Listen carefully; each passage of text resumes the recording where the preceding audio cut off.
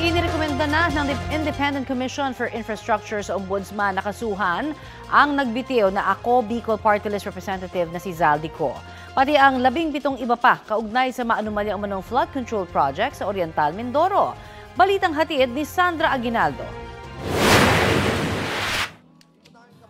Tapos na ang 10 araw na palugid para magbalik bansa si Ako Bicol Party List Representative Zaldico matapos bawiin ni House Speaker Faustino Boje D. III ang travel clearance ng kongresista. Pero walang Zaldico na nagpakita sa kamera. Sa halip, ipinost sa kanyang Facebook page ang kanyang pagbibitiw bilang miyembro ng kamera. Ayon kay Ko, dahil yan sa aniya ay totoo at malubhang banta sa buhay niya at ng kanyang pamilya. Ipinagkait din umano ang kanyang karapatan sa due process. Agad-agad na epektibo ang pagbibitiw ni Ko. Noong Hulyo pa naka-medical leave si Ko sa gitna ng kontrobersya sa flood control projects. Si Ko ang dating chairman ng makapangyarihang House Committee on Appropriations na nabahira ng issue ng budget insertions.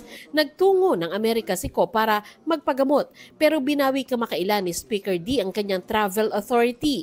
Sa pinakahuling impormasyon ay wala na sa Amerika si Ko na sinasabing nasa bansang Spain ngayon. Sa kanyang sulat, sinagot ni Ko ang ethics complaint na isinampal laban sa kanya ni Navotas Representative Toby Tiangco. Itinanggi ni Ko na siya ang naging utak ng inihabol na insertions at realignment sa 2025 national budget. Malabo raw kung hindi man imposible na nakapagpasok siya ng insertions nang hindi nalalaman ng mga miyembro ng Kamara at Senado. Dumaan din aniya dapat sa mabusising pagsusuri ni Pangulong Bongbong Marcos ang General Appropriations Act nung pinirmahan niya ito. Mainam daw kung hihintayin muna ng Ethics Committee ang desisyon ng Supreme Court at Ombudsman sa mga kaso kaugnay nito. Kaugnay naman sa pag-question ni Tiangco na nag-medical leave si Ko kahit walang ibinigay na medical certificate, sabi ni Ko, hindi naman ito requirement. Itinanggi rin ni Ko na ipinagmamayabang nila ng kanyang pamilya ang kanilang yaman. Wala raw nagbago sa kanilang pamumuhay mula nang mahalal siya sa pwesto. Itinanggi rin ni Ko na kumita siya bilang kongresista mula sa mga proyekto ng SunWest Inc. na dati niyang pag-aari. Sasagutin daw ni Ko ang mga akusasyon laban sa kanya sa tamang panahon at tamang forum.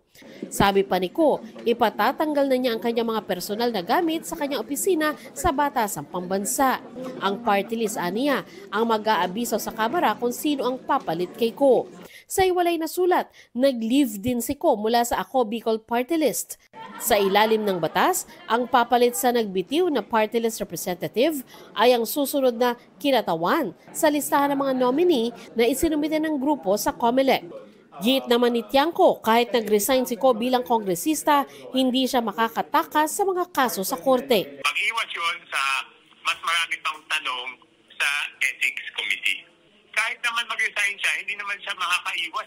Sa Ombudsman, isa si Ko sa mga inirekomenda ng Independent Commission for Infrastructure na kasuhan kaugnay sa irregularidad sa flood control project sa Oriental Mindoro. Posible pong magsampa ng kaso paglabag ng Anti-Graft and Corrupt Practices Act sa procurement law po, sa violation ng revised penal code, specifically sa provision ng malversation and falsification.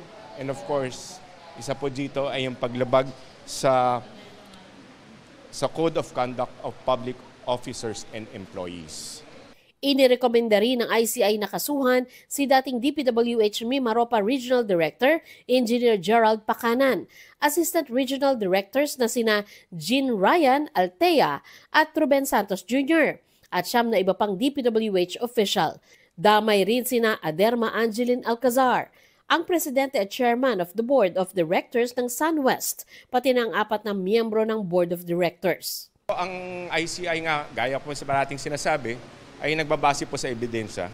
The stronger the evidence we have, the more complete our evidence we have, that's the time that we will file our recommendation to Ombudsman.